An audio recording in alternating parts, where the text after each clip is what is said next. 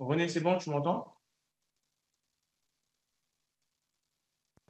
Oui, c'est bon, on vous entend, Monsieur le Président. Vous pouvez commencer quand vous voulez. Il faut le dire clairement pour que la régie Ok, lance au le départ. départ.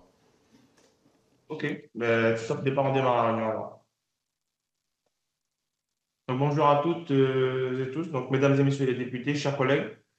Je suis heureux de voir cette nouvelle réunion de la délégation du Outre-mer de l'Assemblée nationale qui se déroule en mixte, donc tant en présentiel qu'en distanciel. Cette audition fait l'objet d'une diffusion directe sur le portail de l'Assemblée nationale et la vidéo sera ensuite disponible à la demande. Donc, alors, avant de rentrer dans le sujet de la délégation qui nous amène aujourd'hui, j'aimerais juste quand même faire un petit point par rapport à la situation de Mayotte. Bon, on n'est pas sans savoir le drame qui frappe l'île avec le passage du cyclone Chido qui a fait de très, très, très, très sérieux dégâts sur l'île de Mayotte. On compte beaucoup de morts aujourd'hui. Donc, j'ai une très forte pensée pour nos compatriotes de Mayotte. Et je pense que d'ici très peu de temps, il faudra qu'on voit, nous, au niveau de la délégation du commerce, ce qu'on pourra mettre en place comme action par rapport à la situation. Mais bon, j'espère pouvoir compter sur l'intérêt de toutes et tous pour répondre à cette situation qui est très dramatique aujourd'hui. Donc, s'il y a des collègues qui veulent s'exprimer en la matière avant qu'on rentre dans le sujet du jour, la parole s'impulse, chers collègues. Bonjour Président. Jean Carré. Oui, je voudrais m'exprimer sur le sujet. Effectivement, la situation à Mayotte est catastrophique. J'ai rencontré ce matin, je suis allée à la délégation départementale de Mayotte à La Réunion. Et donc, j'ai rencontré le délégué ce matin. Et en fait, même eux, ils ne savent pas comment faire face à la situation. Ils reçoivent de nombreuses familles qui sont sans nouvelles de leurs proches. Ils demandent une cellule psychologique. Bon, ça, j'en ai parlé au préfet. Ils demandent à être aussi euh, associés aux décisions et aux aides humanitaires qui sont envoyées. Je pense que nous, enfin, pareil, j'en ai parlé au préfet ce matin. Je pense que nous, on a effectivement notre rôle de parlementaire à jouer parce que il y a des aides d'urgence qui vont être nécessaires, ça c'est sûr. Il n'y a plus rien, même à Mamoudzou, les gens meurent de faim. Enfin, les gens ont faim et ont soif. Ils ne meurent pas encore, mais ils ont faim et ils ont soif. Alors, je ne vous parle même pas des coins un peu plus reculés. Euh, il y a une grande communauté mahoraise à La Réunion et beaucoup de Mahorais sont sans nouvelles de leurs proches. Et il y a beaucoup d'angoisse de la part de nos concitoyens. Là, je crois on a vraiment des moyens à demander au ministère. Alors, même si le ministre est aujourd'hui démissionnaire, il a dans son portefeuille la gestion des affaires courantes et la question des affaires urgentes. Cette question est d'urgence, d'une urgence vitale, parce qu'aujourd'hui, on a aussi des gens qui, par exemple, sont sous insuline ou qui doivent être dialysés et qui ne peuvent plus. Il y aura d'autres morts en cascade qui vont subir les conséquences de ce désastre. Donc, je pense qu'il faut qu'on demande des moyens évidemment supplémentaires. Je sais que le ministre actuellement donc, a transité à La Réunion et va aller à Mayotte pour constater les dégâts. Ils sont trois. Il y a le secrétaire d'État à la francophonie, le ministre délégué aux Outre-mer, enfin le ministre, oui, aux Outre-mer et le ministre de l'Intérieur. Donc, je crois vraiment que la délégation peut se saisir du sujet et doit se saisir du sujet. Donc, j'en ai fini. Je vous remercie. Ok, merci collègue Lebon. Est-ce que d'autres collègues veulent prendre la parole? Oui, Monsieur le Président. Johan Gillet, député du Gard. Simplement, je ne vais pas être bien long. La situation, on la connaît tous, elle est dramatique. Mais moi, j'étais à Mayotte il y a quelques semaines dans le cadre du rapport pour avis, dans le cadre du budget 2025. Et la situation de Mayotte, bon, on la connaît tous initialement. Et on a tous suivi évidemment la dramatique actualité pour avoir des contacts avec les services de l'État, avec les parlementaires sur place également. L'État s'active pour pouvoir répondre à l'urgence. et je pense qu'on peut faire confiance aux services de l'État pour pouvoir répondre à cette urgence, même si les conditions sont extrêmement difficiles. Pour autant, je pense que notre délégation aura tout son rôle à jouer pour la pré-urgence dans quelques semaines, quand viendra le temps de la reconstruction, et pour s'assurer que les moyens sont vraiment mis en œuvre et sont vraiment sollicités pour pouvoir reconstruire Mayotte, parce que Mayotte est entièrement ravagée et il y a tout à reconstruire. Il y aura notamment les fonds, évidemment, que nous pourrons octroyer, nous, la France, pour ce territoire. Mais il y a aussi les fonds européens que la France pourra solliciter pour Mayotte. Pas plus tard que ce matin, ma présidente de groupe, par exemple, s'est entretenue avec le Premier ministre et lui a fait part d'un certain nombre de dispositifs européens qui existent et qui permettraient d'aller là aussi chercher des fonds, parce qu'il faudra des fonds considérables, mais des fonds qui sont nécessaires. Ils étaient déjà nécessaires avant même ce drame, mais ils le sont d'autant plus aujourd'hui qu'il y a tout à reconstruire. Donc je pense que notre délégation aura tout son rôle à jouer dans le cadre du suivi de la reconstruction de Mayotte, pour s'assurer que tous les moyens sont mis en œuvre et que le fait que Mayotte soit éloignée ne soit pas un prétexte pour l'État de ne pas mettre les moyens suffisants pour pouvoir faire en sorte que les Mahorais puissent retrouver une vie normale, si j'ose dire, dans les prochaines semaines, les prochains mois ou les prochaines années. Mais en tout cas, effectivement, il y a urgence, et je pense qu'on peut tous unanimement penser à nos compatriotes qui vivent un moment difficile. Merci, collègue. Alors, collègue Gaillard et après, collègue Ratnan. Merci, Monsieur le Président. Je vais être rapide. D'abord, on est extrêmement touché par ce qui se passe à Mayotte depuis la Réunion. On voit et on comprend toute la détresse. Et quand on entend un préfet dire que le bilan, d'abord qu'il n'y aura certainement pas de bilan final, vous vous rendez compte de ce que ça veut dire dans un département français? Que peut-être l'État français ne sera pas capable de dire à la fin le nombre de personnes qui est décédées suite à ce cyclone, et un bilan qui risque de se chiffrer en centaines, voire en milliers de victimes. On est très touchés, et effectivement, beaucoup de gens qui sont inquiets à La Réunion parce qu'ils n'ont pas de nouvelles de leurs proches. Je voudrais dire deux choses.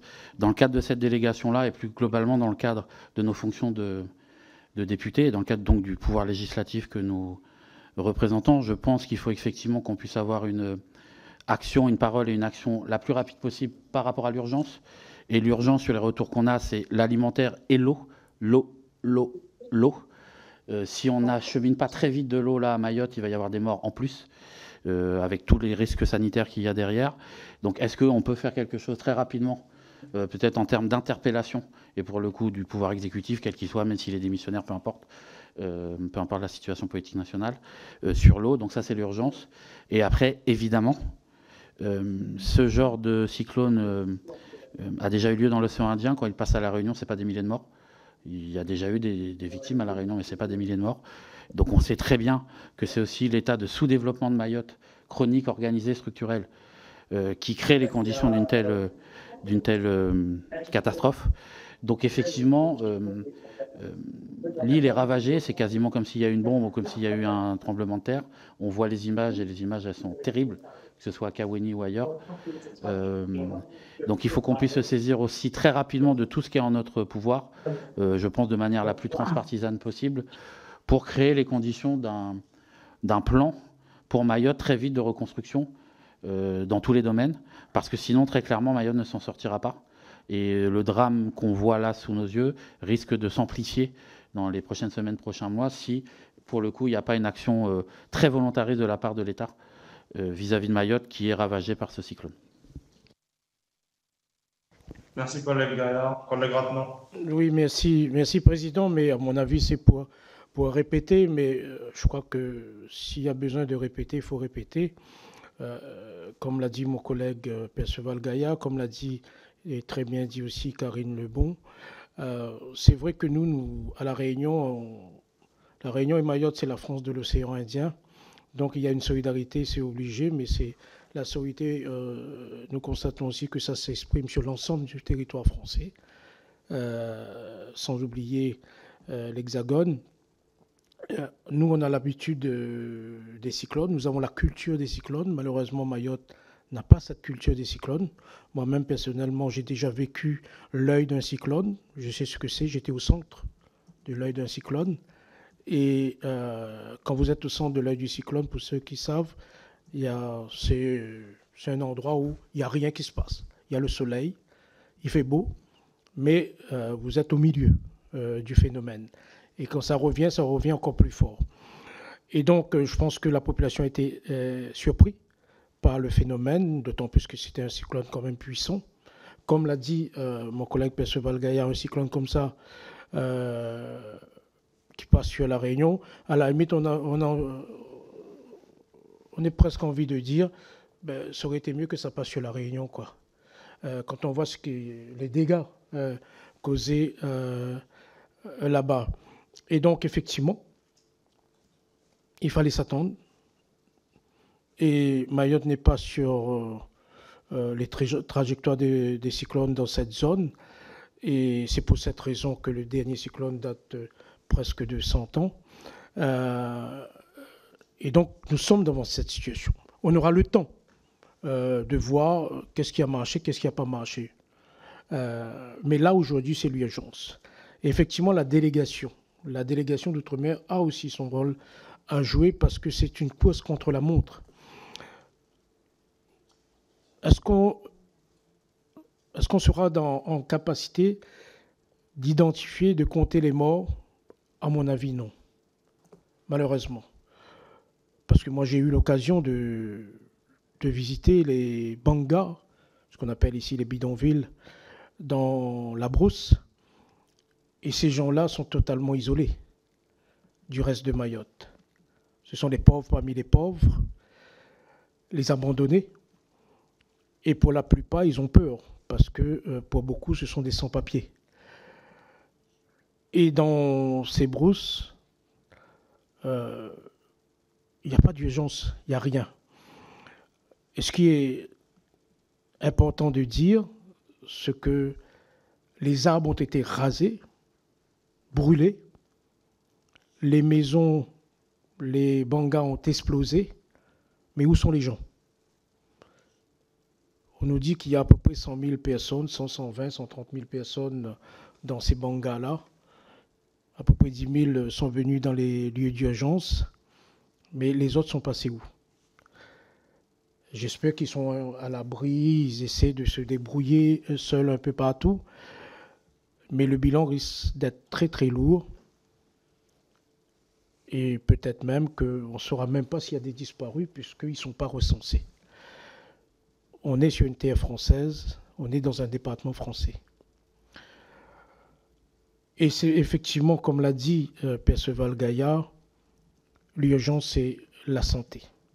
Et c'est pour cette raison qu'il est important que nous, Rayonnais, on arrive à accueillir le maximum de malades le plus rapidement possible sur nos terres pour pouvoir les soigner, les dialyser, les blessés graves. Mais la Réunion ne pourra pas tout encaisser. Ce ne sera pas possible. D'autant plus que le chikungunya menace la Réunion. Et il y a un risque d'épidémie. Il y a des alertes depuis quelque temps déjà, depuis 15 jours, 3 semaines. Et je ne sais pas si vous vous rappelez du chikungunya à la Réunion. Ça a fait près de 300 morts. Et ça a mis le pays à terre. Le chikungunya, c'est pire que le Covid. Et donc, il faut anticiper. Il ne faut pas attendre que tout ça tombe sur nous. Et donc, la France, l'État français doit pouvoir. Et aujourd'hui, on ne peut pas dire que l'État ne fait rien. Il y a beaucoup d'actions de mener sur le terrain. Mais à mon sens, la délégation doit tirer encore plus la sonnette d'alarme et dire c'est une course contre la montre. Ceux qui sont partis sont décédés malheureusement. Il faut récupérer les corps au maximum. Mais éviter qu'il y ait d'autres morts. Éviter une épidémie là-bas. Mettre les moyens. Et notamment, nous savons tous que le personnel de santé a déserté Mayotte. Il faut ramener des renforts rapidement. mettre en place des hôpitaux.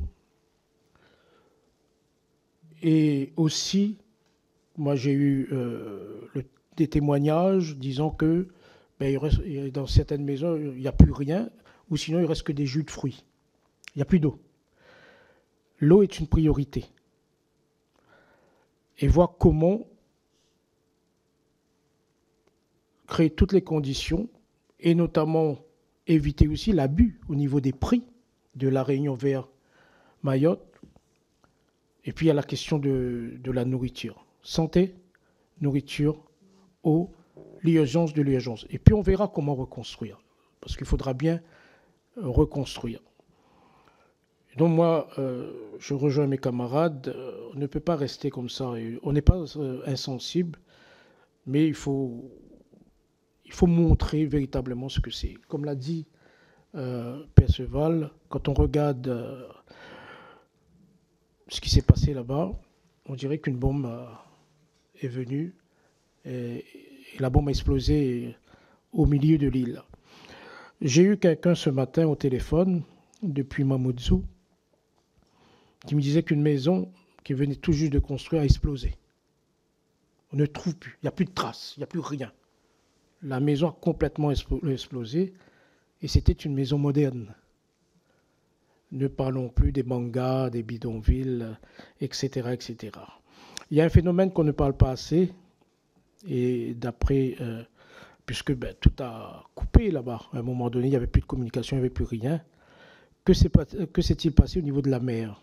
Paraît-il, le niveau de la mer avait monté de plusieurs mètres, au large jusqu'à 7-8 mètres, et sur terre 3-4 mètres. Mais Mayotte, il n'y a pas de montagne, c'est plat. C'est comme un tsunami qui arrive.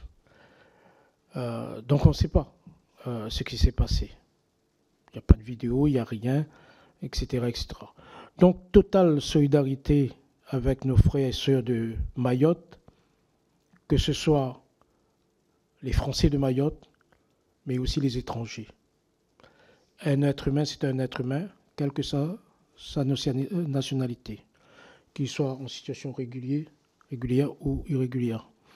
On ne cherche pas, d'autant plus que parmi eux, il y a beaucoup d'enfants, de personnes en bas âge. Et même, j'ai entendu un élu dire que peut-être il faudra attendre la rentrée scolaire pour identifier si tous les enfants sont encore là. C'est quand même incroyable. Incroyable. Donc voilà, je pense que c'est une des priorités de la délégation pour les jours, les semaines et les mois à venir. Merci, collègue Grottement. Collègue Lenormand. Merci, Président. Je ne reprendrai pas les propos qui ont été évoqués par les collègues sur la gravité de la situation. C'est une bombe climatique qui s'est abattue sur le territoire de Mayotte et je pense qu'on a un paysage de guerre. Donc je crois qu'il est important que la délégation Outre-mer pèse de tout son poids pour le suivi des décisions qui seront prises. Il y a des ministres qui sont sur place.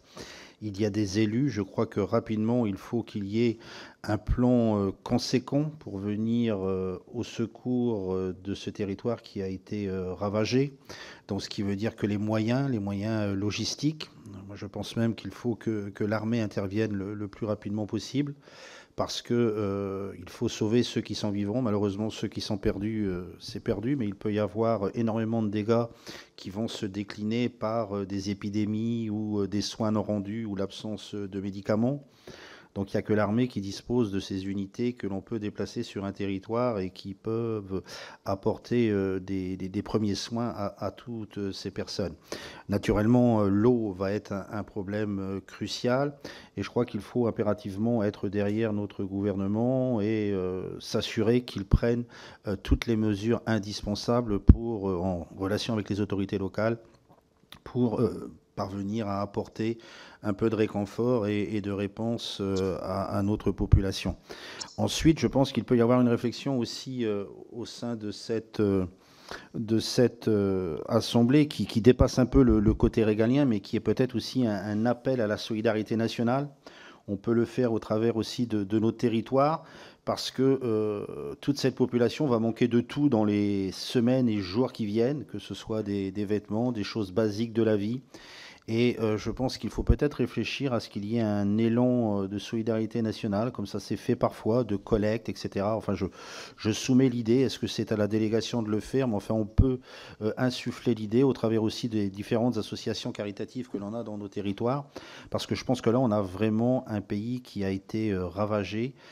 Et au-delà de la situation que l'on a évoquée, qui était déjà difficile, il faudra de longs mois pour cicatriser toutes ces plaies et faire en sorte que Mayotte puisse avoir une chance de repartir. Je pense qu'on est vraiment à un stade quasiment de néant, et ça peut être aussi une solution en appui de ce que pourra être fait au niveau naturellement de l'État-nation, et où, je le répète, il faudra que nous soyons extrêmement vigilants que les mesures soient prises le plus rapidement possible, avec tout l'effort qui doit être consenti, parce que c'est un paysage de guerre.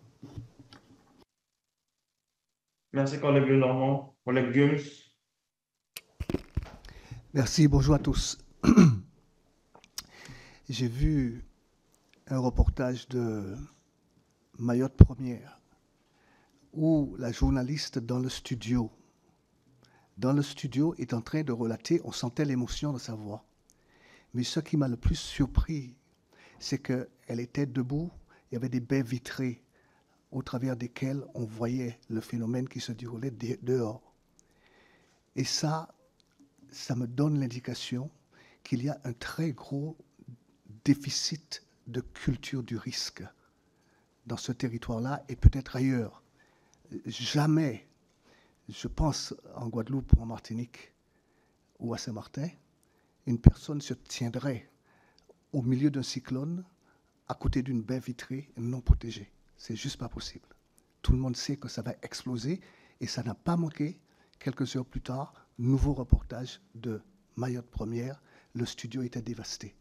Et c'est normal. Donc il y a un défaut important de culture du risque, et je pense maintenant, à partir de maintenant, il faut absolument développer, mais de manière répétitive, la sensibilisation des populations à cette culture du risque. C'est indispensable. Selon mon expérience, l'état d'urgence va durer plusieurs mois. Ça va durer 3 mois, 4 mois, 5 mois, 6 mois. C'est un territoire qui est plus grand que celui d'où je viens. Et c'est un territoire où l'habitat était 100 fois plus fragile que l'habitat de chez moi. Et donc cet état d'urgence absolu va durer longtemps. Et les besoins, il faudra les fournir, les satisfaire pendant longtemps. Je pense que, compte tenu de la distance par rapport à l'Europe, qui complique terriblement l'arrivée, l'apport, la logistique de l'aide, c'est très loin, ça prend des jours et des jours. L'aéroport ne peut pas assurer, le port n'est pas encore en état, ça va être très compliqué.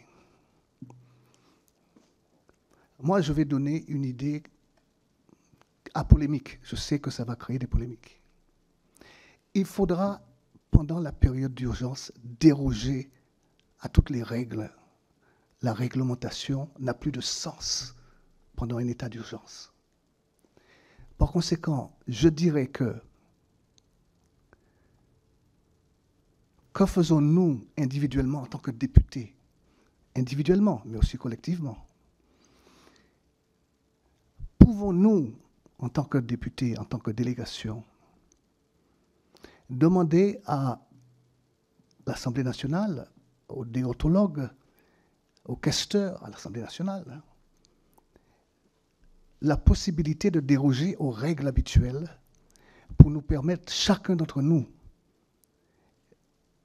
de prendre 1 000 € sur la FM, par exemple, au bénéfice de Mayotte, non pas au bénéfice de n'importe qui. Un des défauts qui est souvent constaté, c'est que l'État est responsable de la gestion des situations d'urgence. Et à ce moment-là, l'État prend la main et les autorités locales perdent un peu la main, alors que ce sont les autorités locales qui savent mieux comment diriger les aides, vers qui les diriger, vers où les diriger.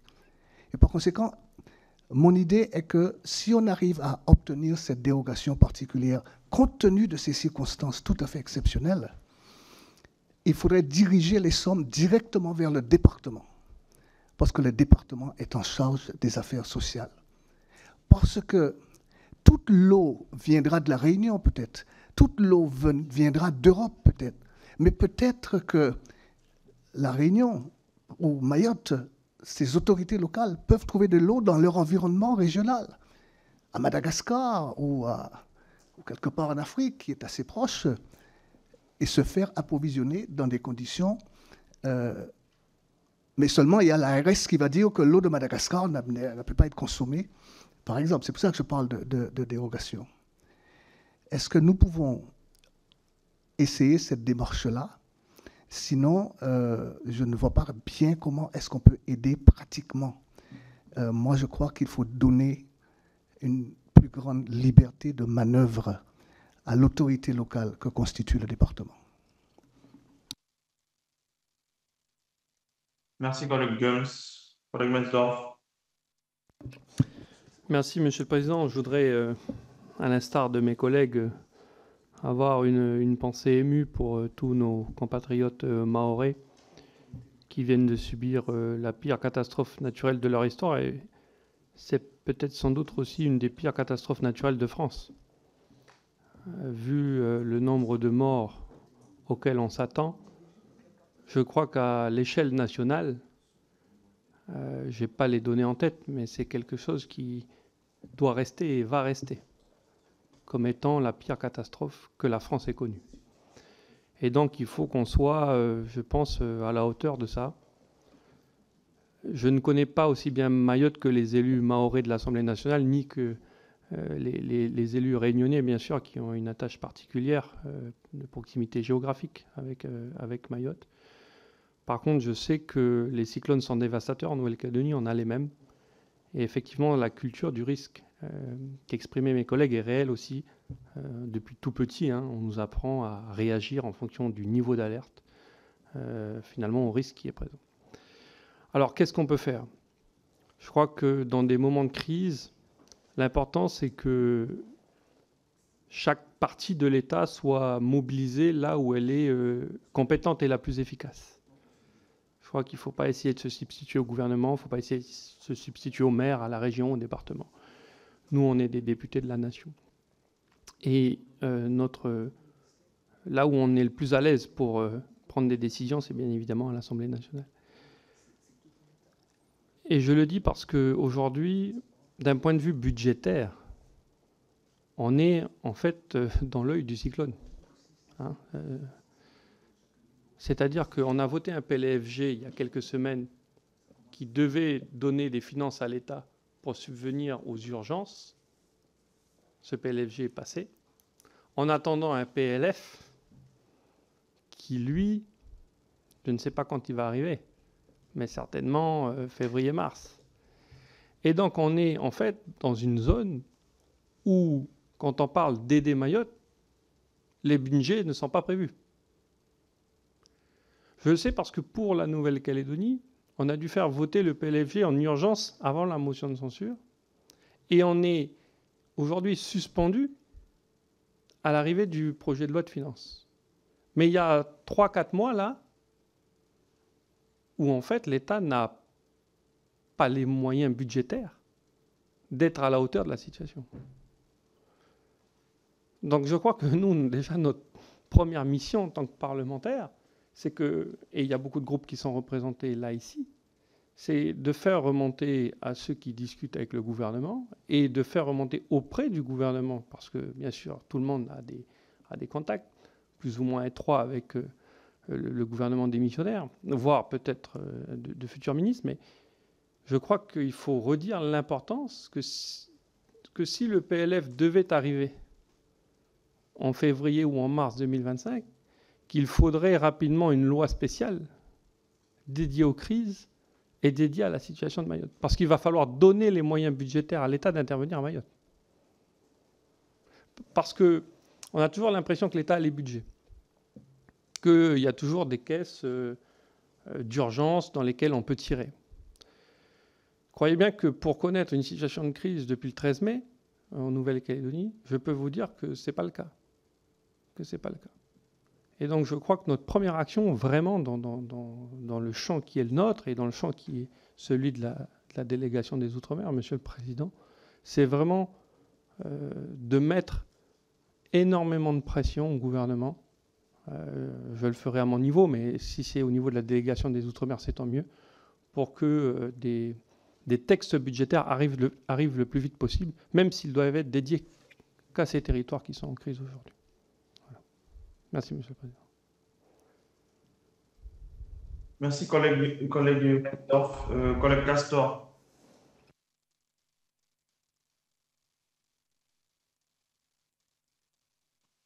Oui, bonjour tout le monde. C'est un peu bruyant là où je suis, donc je suis désolé. Je ne vais pas rester longtemps. Je pense que tout le monde a parlé d'une situation exceptionnelle. Et donc, le propos du camarade Kems, en tous les cas, me convient, à savoir que face à la situation exceptionnelle, il faut déroger en fait. Donc, hormis les propositions qu'il a pu faire, que les autres collègues aussi ont pu faire, moi j'adhère. Il faut mettre tous les moyens de la délégation en œuvre, tant pour exiger donc, les moyens que pour être en capacité de faire un suivi. Ensuite, sur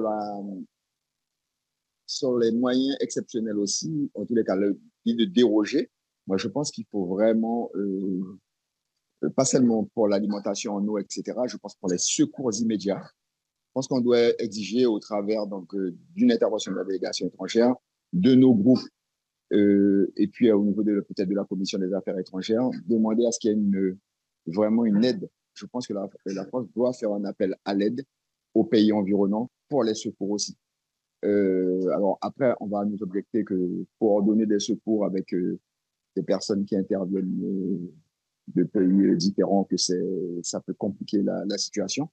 Mais on l'a vu dans d'autres situations exceptionnelles, et c'est ce qui a été fait pour essayer de sauver le plus de vies possible quand c'est encore possible. Donc moi, c'est ce que je voulais dire, c'est-à-dire que penser vraiment, comme l'a dit le collègue Gums, à déroger tout azimut et surtout à demander de l'aide aux pays environnants. Je pense que la délégation, sauf s'il y a des objections au niveau des collègues qui sont là, mais je pense que ça pourrait faire partie des demandes, des exigences que l'on peut mettre en avant auprès de l'exécutif. Après, est-ce qu'on peut prendre une initiative auprès pour essayer de coordonner les actions des collectivités, même quand elles sont éloignées, hein? Je pense que cette solidarité-là, on peut essayer pour peut-être le moyen et long terme, parce qu'il faudra effectivement reconstruire différemment. C'est pas l'objet aujourd'hui, mais je pense qu'on doit avoir ça en tête aussi pour que, même si on ne veut pas faire des analyses maintenant, on est tous conscients qu'il y a un tel niveau de pauvreté là-bas, que ce sont les personnes les plus vulnérables, pas qu'elles, mais qui ont été affectées, je parle du point de vue physique, quoi. Voilà. Ok, merci collègue Castor. Il y a la collègue Carvizi.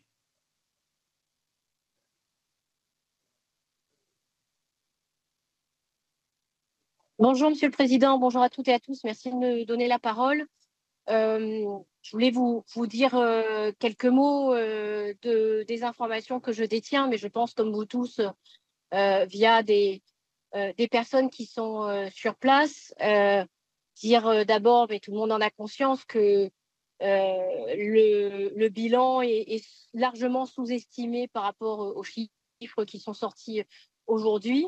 Moi, j'avais contact avec les forces de sécurité civile et des médecins directement sur place qui m'ont envoyé des images catastrophiques prises depuis le ciel de familles qui enterrent les corps directement elles-mêmes pour des raisons diverses et variées, parce que ce sont des clandestins qui ne veulent pas forcément être recensés et qui donc n'ont pas déclaré les décès, parce que de tradition musulmane, il faut enterrer les corps rapidement après le décès, et pour faire face également à l'urgence sanitaire, parce que de toute façon, les gens et les autorités sur place sont dépassés par ce qui se passe. Donc, il est important qu'on puisse avoir rapidement du monde sur place. Alors, je ne sais pas si c'est une délégation des représentants de la délégation Outre-mer, une délégation de l'Assemblée nationale. En tout cas, il faut demander à ce que maintenant, il puisse y avoir sur place des gens qui seront capables de raconter ce qui s'y passe. Parce que je crains qu'on n'ait pas toutes les informations et qu'au moment de faire le bilan, eh bien, on nous donne uniquement ce qu'on a bien voulu nous dire. Parce que les vols commerciaux n'atterrissent plus, parce qu'il n'y a pas suffisamment de journalistes sur place pour couvrir ce qui est en train de se passer, etc. Et que, bien évidemment, comme l'urgence est à l'aide, eh bien, on n'en est pas, on n'est pas au constat, forcément. Ensuite, dire que, vu l'ampleur de la catastrophe, la Réunion, aussi solidaire soit-elle, ne pourra pas être la seule base arrière pour aider Mayotte, et que, pour l'instant, l'État ne semble pas prêt à demander l'aide humanitaire internationale. Et ça pose quand même question. Alors peut-être que l'État n'est pas fier de l'État, de la façon dont ce département est géré, et que c'est pas facile d'aller demander de l'aide, mais il n'empêche qu'aujourd'hui, ça semble indispensable de coordonner une mission humanitaire. On n'est pas simplement dans la gestion d'une catastrophe naturelle, comme on peut en voir dans les départements français qui sont souvent touchés. On est vraiment au stade de la mission humanitaire. Et ça, il faut qu'on puisse le demander. Maintenant, quel rôle les députés peuvent jouer dans cette histoire? Je ne pense pas que ce soit depuis Paris qu'on puisse gérer une catastrophe de cette ampleur. En revanche, la mission à nous, c'est de voter le budget, et qu'il va falloir un sacré budget pour reconstruire Mayotte, vu de là où on vient et ce qui a été, ce qu'ils ont subi dernièrement. Donc, je pense que notre rôle à nous, c'est d'aller chercher un budget suffisant pour l'ensemble des Outre-mer, et puis surtout pour Mayotte. Ça va être notre mission dans les semaines à venir. Donc voilà un petit peu la vision que j'avais de cette situation, en espérant qu'on puisse avoir une prise de conscience, une chaîne humaine et humanitaire, et qu'on puisse apporter toute l'aide possible, tout en ayant conscience de nos compétences et de nos limites en tant que député, malheureusement. Merci. Merci, collègue Kabizi. Donc, il y a... collègue Naïe qui a demandé la parole. Oui, merci, merci Davy, merci Président. Simplement quelques mots, bien sûr, pour dire que, à mon tour, toutes mes pensées, bien sûr, vont à nos frères et à nos sœurs de Mayotte. Dire que dans ce drame exceptionnel, la Réunion apporte déjà sa part, sa modeste part, mais elle le fait de manière déterminée à travers les équipes du CHU, à travers le SDIS, à travers les militaires qui sont intervenus. Mais ça a été dit par les uns et par les autres. Face à cette catastrophe naturelle qui est exceptionnelle sur un territoire qui était ultra vulnérable, la solidarité, elle ne peut pas se résumer seulement à quelques moyens qui arrivent de la Réunion. Il doit y avoir une mobilisation nationale, voire également, ça a été dit par Castor et par Kabidi à l'instant, il faut regarder également avec les autres pays. Alors je ne dis pas forcément de la zone, hein, parce que contrairement à ce qui a été dit, je ne suis pas sûr que les pays de la zone soient aujourd'hui en mesure d'apporter, quand je dis de la zone, ceux qui sont dans la plus grande proximité géographique avec Mayotte, soient en mesure d'apporter leur soutien aujourd'hui ou leur aide au territoire mahorais, mais il faut sortir du spectre. Donc ça, c'est la première chose que je voulais vous dire. La deuxième, et la priorité, pardon, aujourd'hui, ça a été dit par les uns et les autres, je pense que c'est là-dessus qu'il faut accentuer. La priorité, ça doit être de sauver des vies. C'est ça la priorité aujourd'hui, et ça, c'est non pas une affaire de jours, c'est une affaire d'heures. Donc, c'est là-dessus c'est le message qu'on doit marteler. La deuxième chose, c'est de dire que la France n'a jamais considéré les Mahorais, les Mahoraises comme des Français à part entière. Il serait temps que dans ce moment de drame, elle montre enfin que les Mahorais et les Mahoraises sont traités comme n'importe quel Français de n'importe quel territoire ici dans l'Hexagone si ce phénomène climatique s'était produit ici. C'est l'occasion jamais. Ensuite, je crois que dans un deuxième temps, au-delà de la question des moyens, on verra, bien sûr, nous, on ne peut être que dans notre rôle de député, mais je crois que ce qu'on doit exiger, président et d'autres collègues, c'est qu'il y ait aussi un grand débat après, un grand débat sur la reconstruction de Mayotte. Pas seulement entre nous, députés, pas seulement avec les instances nationales, mais il faut associer également à cela les élus de Mayotte, les élus des collectivités. Le temps est venu d'avoir un grand débat sur la reconstruction de Mayotte. Qu'est-ce qu'on veut pour Mayotte? Est-ce qu'on se donne les moyens? Est-ce qu'on se projette véritablement? Ça, c'est le premier point. Et le deuxième point également, associé à ce grand débat-là également, le sujet de l'impact qu'auront de plus en plus les phénomènes climatiques qui seront de plus en plus violents sur nos territoires ultramarins. Comment on protège nos populations, comment on protège les équipements de nos îles, de nos différents territoires qui vont être de plus en plus impactés. Ce qu'on vit là à Mayotte, on le vivra peut-être l'année prochaine ou dans 2 ans à La Réunion ou ailleurs. Voilà ce que je voulais dire, Président. Merci, collègue Naye. Collègue Gustave. Oui, je pense que presque tout a été dit. Je pense qu'il faut une solidarité plus. Avant ce cyclone, on se posait déjà la question, nous, délégation d'outre-mer, sur Mayotte, sur ces bidonvilles. Je pense que, comme disait mon collègue Naye, je pense qu'il est temps qu'on se pose des bonnes questions sur comment on gère nos territoires. Il y avait déjà la crise de l'eau sur Mayotte. Là, on peut multiplier par 100, par 300. Je suis très heureux d'entendre mes collègues réunionnais appeler encore une fois à la solidarité, mais c'est pas la solidarité d'un territoire, c'est la solidarité de la nation. C'est à l'État de prendre en charge et d'aller en urgence. Et mon collègue l'a dit tout à l'heure, c'est pas dans l'heure en fait, c'est dans la seconde, c'est maintenant. Ce qui se passe à Mayotte, c'est pas, on sait réagir quand il se passe des drames en Ukraine, au Liban.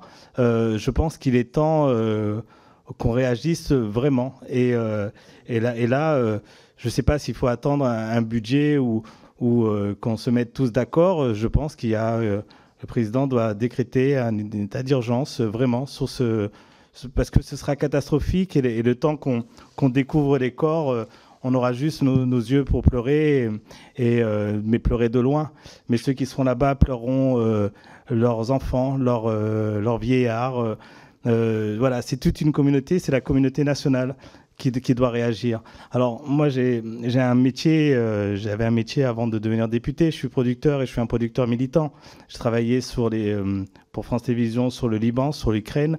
Là je viens d'avoir mes collègues producteurs. On est en train d'essayer de mettre en place, pour répondre à mon collègue, une émission de télé sur la solidarité. Ce sera aussi ce moment aussi de montrer ce qu'était Mayotte avant cette catastrophe. C'était déjà la catastrophe et je sais que les Français seront généreux avec une émission avec un appel aux dons, mais voilà, il y a urgence sur nos outre-mer, il y a urgence d'acheminer de l'eau.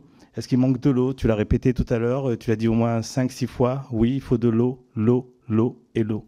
Donc voilà, donc je suis catastrophé, je suis triste parce que de l'Hexagone, à part s'apitoyer, on ne peut pas faire grand-chose. Enfin, si on peut faire grand-chose, on est des députés. Donc, c'est à nous de montrer l'exemple si au plus haut lieu de l'État. Ils ne sont pas capables de considérer tous les territoires comme un. La France est une et indivisible et c'est le moment de le montrer. Je vous remercie. Merci, Président. Merci, collègue Gustave. Alors, il y a deux de nos collègues qui sont en distance, mais dans le train, ils ne peuvent pas parler. Donc, c'est le collègue Gosselin et la collègue Firmin Lebaudot. Donc, qui, bien sûr, qui se joignent Moi à aussi, nous. hein. Ah, Moi aussi, je suis à distance. ok. Monsieur Non, mais j'ai envoyé des messages, c'est pour ça. Donc, le Président, mes collègues petits, ça coupe, on entend très mal. ouais.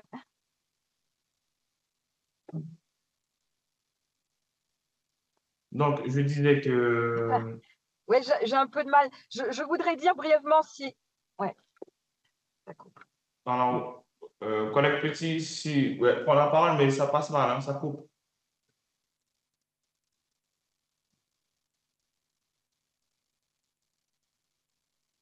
Collègue petit, on a perdu. Je suis en train d'arriver à l'Assemblée de toute façon. Ok, bon, ben, arrive. Je suis en train d'arriver à l'Assemblée. Ça ne marche pas là.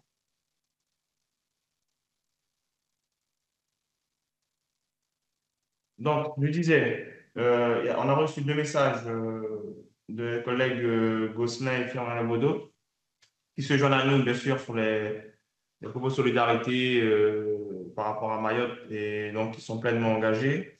Philippe Gosselin nous dit que c'est en son nom propre, mais pas en celui de son groupe parlementaire. Et donc, ils émettent des propositions aussi à différents niveaux dans les actions à mener. Donc, juste pour dire qu'on prend en compte leur message, on verra bien comment on mettra tout ça en symbiose avec les différentes propositions qui étaient faites sur Mayotte aujourd'hui. Donc, moi, je suis très heureux d'entendre la solidarité affichée et mise par les collègues. Et ça, bon, ça veut dire déjà que nos collègues mahorais savaient très bien que nous, on avait un regard particulier sur eux et que, en aucune manière, vu la situation, je peux vous assurer qu'on développera, on appuiera, on jouera de tout notre poids, toutes nos forces pour que les choses se fassent bien et en rapidité et en cohérence avec ce qui se passe sur l'île. Et le collègue Mesdorf, avec d'autres aussi, ont parlé de la partie budgétaire. Donc, l'État sait faire des choses comme ça, hein, réagir à des crises et faire des budgets spécifiques pour des choses spécifiques. Donc, ce sera à nous, effectivement, parlementaires, de faire en sorte que les choses se passent extrêmement bien aussi pour Mayotte et dans les plus brefs délais. Il y a ma collègue Sebaïdi qui veut prendre la parole. Oui, merci beaucoup, Monsieur le Président. Et bien évidemment que je m'associe à tous les propos de solidarité qui ont été tenus vis-à-vis de nos concitoyens de Mayotte. Et je sais que là, il faut tout mettre, bien sûr, sur la question de l'aide en urgence et de notre capacité à pouvoir intervenir rapidement pour éviter que le bilan humain s'alourdisse d'une part et pour éviter finalement la catastrophe, malheureusement, je pense, à laquelle on va devoir faire face. Moi, j'ai quand même juste une remarque parce que je pense qu'il va falloir bien sûr résoudre cette crise-là, mais on le sait, nos territoires ultramarins sont particulièrement exposés à la question des dégâts climatiques. Et je pense qu'on ne peut pas juste réparer au coup par coup à chaque crise, à chaque typhon, à chaque événement climatique. Il va falloir qu'on ait un plan sur plusieurs années structurel pour préparer nos territoires à la question des phénomènes climatiques qui vont être de plus en plus violents, de plus en plus fréquents. Et on ne peut pas juste mettre des rustines sur ce qui ne va pas. Il va vraiment falloir qu'on ait une réflexion globale. Aujourd'hui, c'est Mayotte, mais demain, ça sera d'autres territoires. Et moi, je ne me résous pas à me dire qu'on va devoir regarder de manière impuissante depuis notre petit chez nous ce qui se passe sur nos territoires ultramarins sans réfléchir au moyen long terme. Donc, je pense qu'il va falloir de manière assez urgente à ce que peut-être on s'organise pour demander à ce qu'il y ait une feuille de route sur la question de préparer en fait finalement à la résilience nos territoires à cette question du climat et du changement climatique de manière extrêmement urgente. Voilà ce que je tenais à partager avec vous. Merci, collègue Sebaï. Notre collègue Ray Darmello, vous me la parole. Oui, Yorana, tout le monde. Évidemment, je m'associe à tous les messages et de solidarité, de soutien et de courage à tous les habitants de Mayotte. Et en connaissance de cause aussi hein, sur les cyclones, puisque la Polynésie on a subi pas mal aussi. On en a eu 5 d'affilée dans une même année.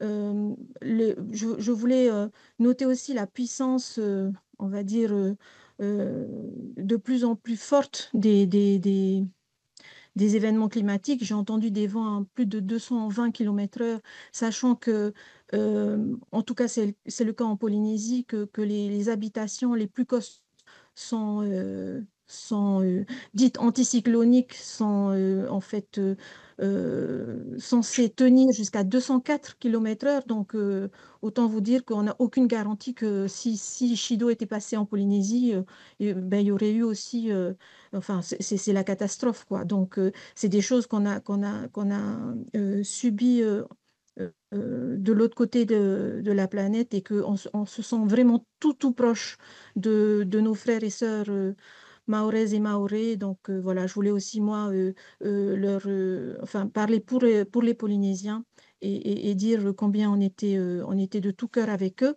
et aussi toutes les réflexions sur l'après. Alors là, l'urgence, vraiment sauver des vies et l'après, il faut qu'on fasse effectivement une sacrée réflexion sur les politiques publiques qui vont être, qui doivent être revues parce qu'on va aller de catastrophe en catastrophe si on ne se met pas tous autour d'une table à réfléchir. Voilà. Merci beaucoup. Merci collègue Darbello. Est-ce que un autre collègue souhaite prendre la parole sur le sujet Mayotte ou c'est bon?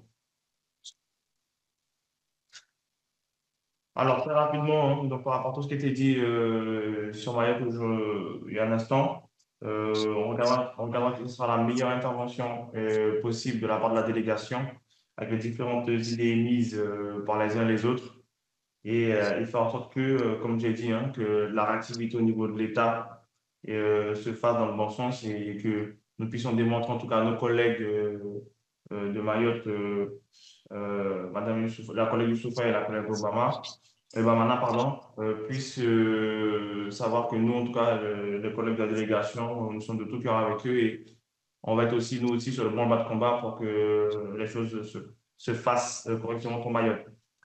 Donc, merci en tout cas, chers collègues, sur ce point-là. Donc, on revient à l'ordre du jour que vous avez reçu. Alors, aujourd'hui, ce qui nous amène, c'est pour la nomination de plusieurs rapporteurs sur 4 missions. 2 missions normales et 2 missions flash qui ont été validées en réunion de bureau le mois dernier. Donc, sur les 2 missions flash, il y a une mission qui est spécifiquement sur la Polynésie, c'est par rapport au scrutin, mode de scrutin, par rapport à la collectivité de la Polynésie française. Donc, il y a 3 rapporteurs sur cette mission flash sur les 3 collègues députés de la Polynésie. Donc, le but, c'était, en fait, quand on a pris la décision de mettre en place cette mission, nous l'intérêt, c'est que les 3 députés y soient d'accord pour mener à bien cette mission. Donc, ça a été validé, les 3 sont d'accord. Donc, il y a pour nous, dès le mois de janvier, donc cette mission flash-là, elle pourra démarrer en collaboration d'organisation avec les collègues administrateurs de la délégation. Est-ce que là-dessus, il y a des questions ou des observations, chers collègues?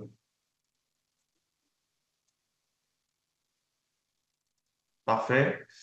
La deuxième mission flash, donc c'est sur les colis postaux, le prix des colis postaux. Donc, si je ne me trompe pas, il y a plusieurs candidats qui sont positionnés. René, est-ce que tu peux me rappeler les candidats pour les colis postaux, s'il te plaît? Alors, pour les colis postaux, on a Madame Emeline Kabidi, Madame Karine Lebon, Monsieur Jean-Philippe Nilor, Monsieur Jean-Hugues Ratenon, Monsieur Giovanni William, et viennent de se rajouter Monsieur Stéphane Lenormand et Monsieur Max Mathiazin. Alors, je rappelle que cette mission sur les colis postaux, c'était à la demande de la collègue Carmézy lors de la précédente législature. Donc, étant donné que c'est une mission flash, où est-ce qu'il n'y a pas de frais de déplacement, proprement dit, donc moi, je ne vois pas d'inconvénient à ce que tous les collègues qui ont demandé à être co-rapporteurs sur la mission y soient. Est-ce que cela pose un problème, René? Sur le plan organisationnel, évidemment, quand on a 8 rapporteurs, ça complique un peu les choses. Mais on fera en sorte que ça fonctionne. Bon, je n'en attendais pas moins de toi, René. Non, mais est-ce que sur ce sujet-là, il y a des questions, des observations, chers collègues?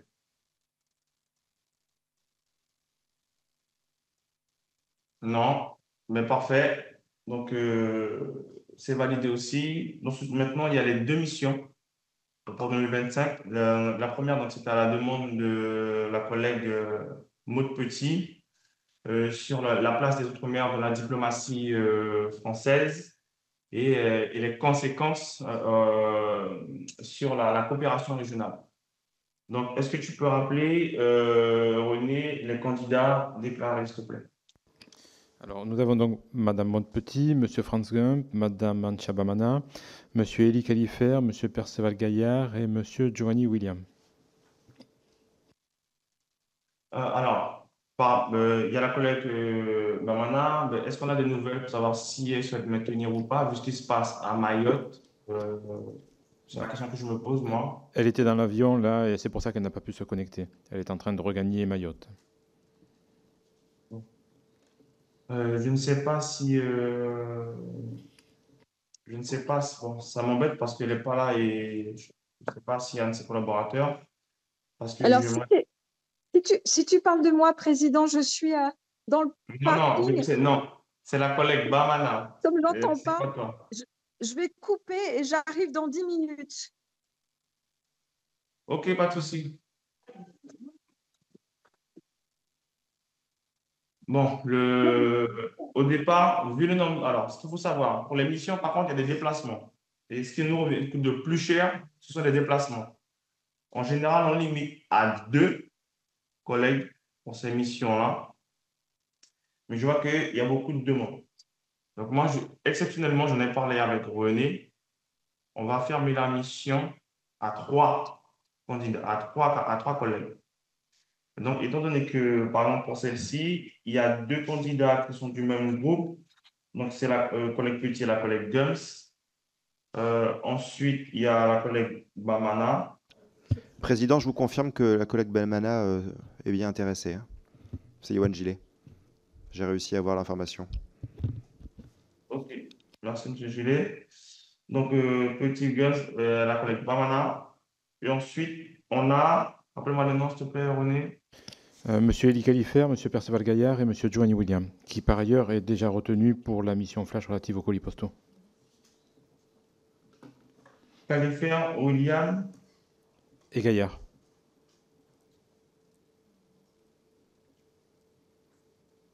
Bon, ça nous fait 6 candidats pour 3 places. Donc, moi, ce que je propose, il faudrait faire un choix, par exemple, entre la collègue Petit et le collègue Gums. La collègue Bamana. Non. La collègue Petit étant porteur de l'idée, je ne peux pas. Non, elle a légitimement sa place dans cette mission. Je me portais candidat. Je me portais candidat simplement parce que je considère que la Caraïbe est un lieu extrêmement propice à l'étude de ces questions-là, compte tenu de la proximité du nombre de pays indépendants qui peuvent être concernés par cette étude-là, premièrement. Puis deuxièmement, c'est vrai que nous sommes tous les deux du groupe MODEM, mais par ailleurs, il y en a quand même, Maud Petit est élu hexagonal et je suis élu d'un territoire ultramarin. Donc ça peut-être enrichir la discussion. Mais en tout état de cause, c'est Maud qui a la plus grande légitimité, étant porteur de l'idée pour être dans cette affaire-là. Merci, collègue Gums. Donc, comme je disais, on pourra retenir 3 sur 6. Alors, 3 sur 6 en tant que co-rapporteur de cette mission-là. Mais après, les autres collègues qui ont demandé à faire partie, on peut les associer dans le rapport, leur nom apparaîtra, mais ils ne seront pas pris en compte pour les déplacements qui ne sont pas sur leur territoire. S'il y a des collègues ou est-ce qu'il y a un déplacement sur leur territoire, ils pourront participer, bien évidemment, participer à toutes les auditions, ce n'est pas un souci. Mais là, c'est sur la prise en charge des co-rapporteurs qui devront se déplacer. Donc, on fermera à 3. Donc, c'est une question budgétaire, hein, les collègues, hein, c'est rien d'autre. Hein. Donc, moi, je proposais qu'on prenne un par groupe. Hein. Si on considère que les collègues Califia, Gaillard, William, bon, nous faisons partie du NFP globalement. La collègue Mamana fait partie du RN. Et la collègue Gums et Petit font partie du groupe Modem, autrement dit le bloc central. Bon, est-ce qu'on peut pas faire un de chaque? Et puis comme ça, après, tout le monde est représenté et il n'y a pas de souci. Après, le reste, les autres, leurs noms sont associés à la mission.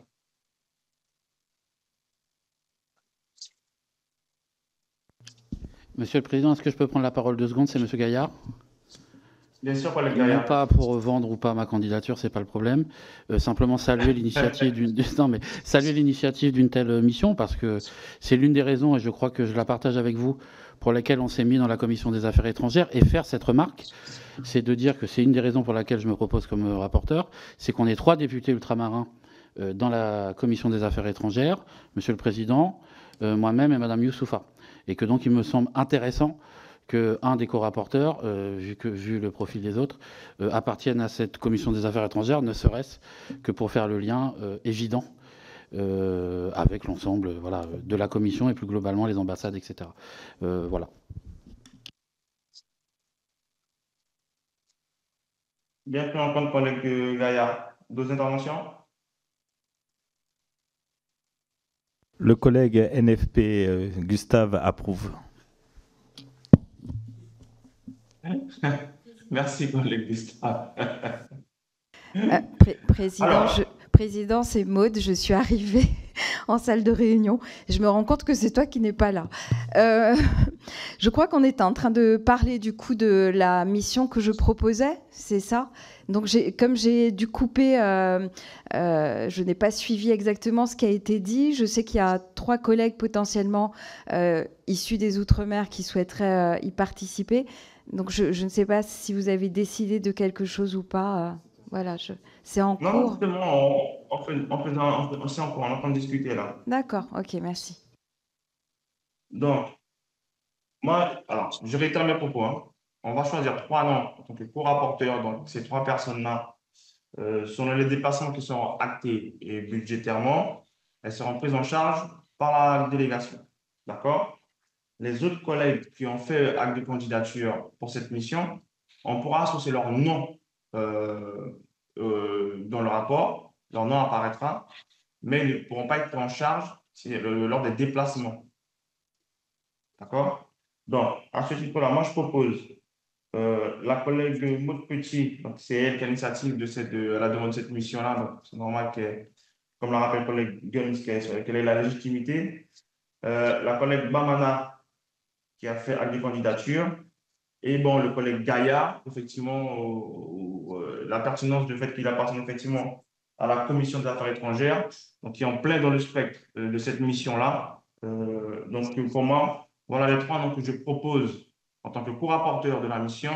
Et ensuite, je propose à ce que les collègues Gums, Califère et William soient associés à la mission, et que donc leurs noms apparaîtront dans les rapports et seront associés à toutes les auditions qui se feront soit sur place, ou à Paris, ou en distanciel. On verra comment on organise tout ça.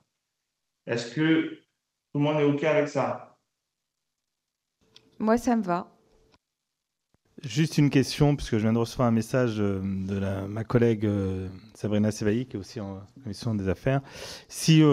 Alors, j'ai bien compris que c'était une question de budget, mais si d'autres députés veulent être associés, puisque c'est vraiment quelque chose d'important, on peut le faire, mais ce sera sous nos deniers propres, ou à moins que, cher Président, vous avez réussi à avoir un budget un peu plus important.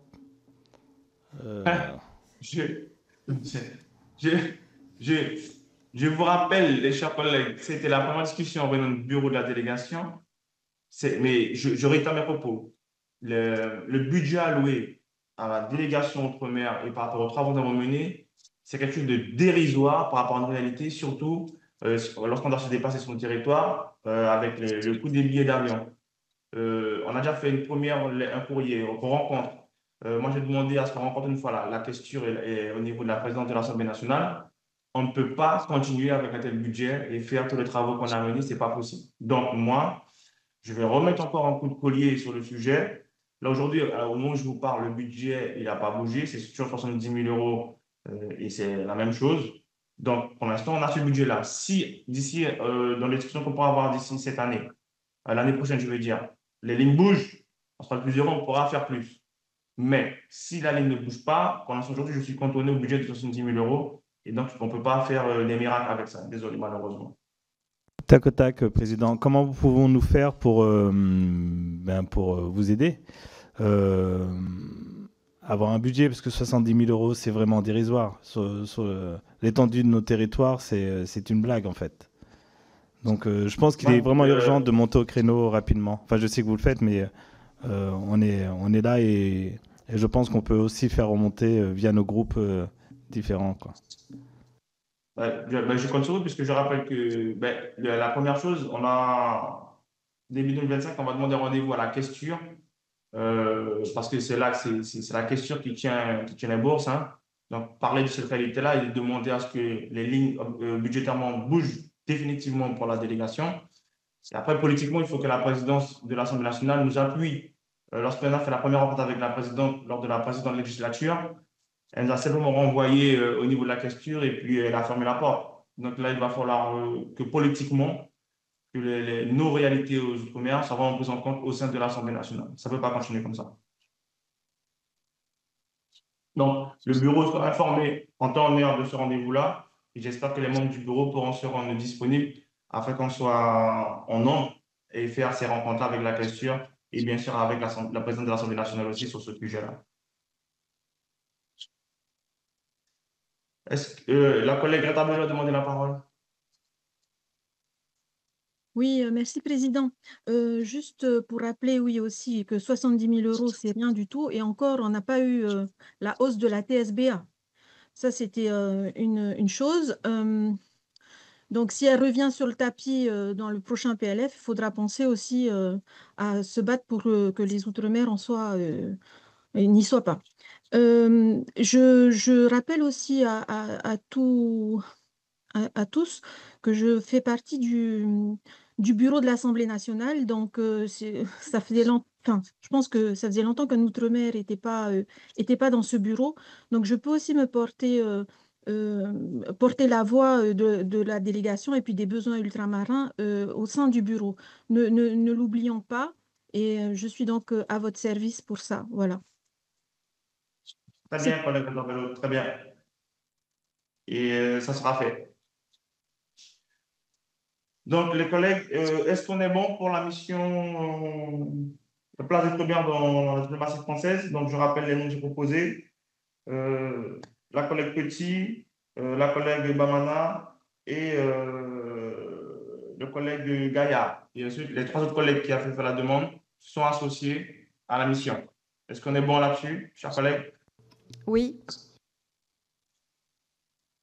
OK, parfait. Donc, deuxième mission, donc c'est la mission sur la Nouvelle-Calédonie. Donc, c'est la suite de la première mission qu'on avait effectuée au mois de mars dernier de cette même année. Donc, on devait sortir le rapport. Donc, je rappelle au passage, il y a 2 rapports qui auraient dû être publiés de ce mois de décembre.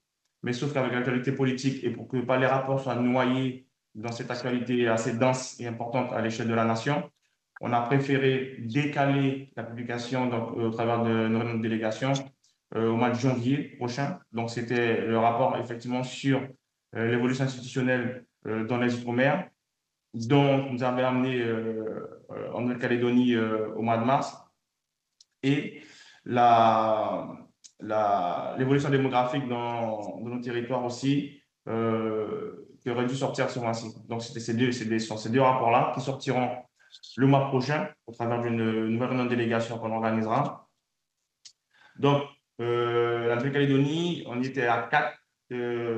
Donc, il y a le collègue Gosselin qui est là, qui nous écoute. Les collègues qui n'est plus là. Il y avait Thémataï Le Gaïc et... Oui, non, pas le Gaïc. Vulté, voilà. Le collègue Vulté, le collègue Le Gaïc et moi-même. Donc, nous étions à 4. Et donc, là, cette mission sur la Calédonie, donc c'est la suite pour savoir effectivement les besoins, tout ce qu'il y a à faire, tout ce que nous pourrons faire aussi en tant que parlementaires aussi pour booster, accélérer, mettre la pression pour que l'État réponde dignement et correctement à l'échelle et au niveau du besoin escompté. Donc, ça permettra aussi à la délégation de faire une suite de ce premier rapport-là. Donc, c'est pour ça qu'objectivement, bon, pour faire la continuité, puisqu'on a rencontré des dizaines de personnes, on a fait des dizaines, on va dire certaines heures d'audition pendant une semaine complète sur l'île.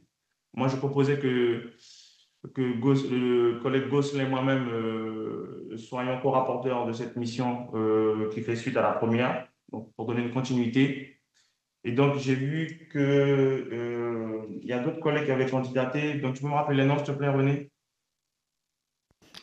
Oui, donc en dehors des deux députés de la collectivité, M. Nicolas Metzdorf et M. Tchibaou, il y a également Mme Agnès Firmin-Lebaudot et M.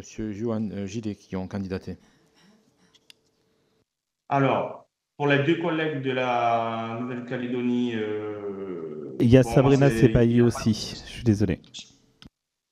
Ah, donc, pour les deux collègues de la Nouvelle-Calédonie, qui sont les collègues Metzdorf et Tchibaou, il n'y a pas de souci, puisqu'en fait, eux, ils seront sur place directement, donc ça ne pose aucun problème qu'ils soient co-rapporteurs. Donc, pour les autres collègues qui ont candidaté, pareil, on peut les associer, mais vu le prix des billets d'avion, on pourra en prendre en charge que 2.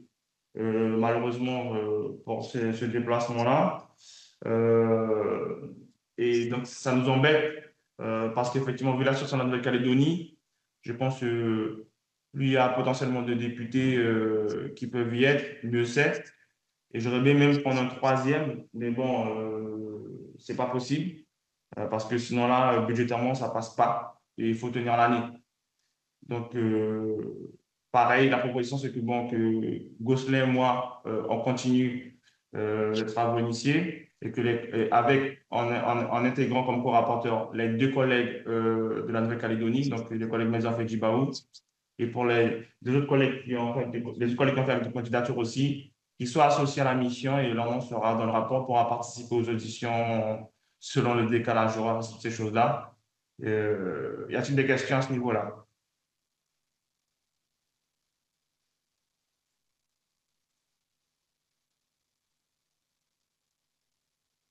C'est bon pour tout le monde? OK, parfait. Donc, avant que l'on se quitte, il y a la collègue Myriana Redarbello qui souhaiterait s'exprimer sur la commission d'enquête sur le nucléaire en Polynésie. Oui, merci Président.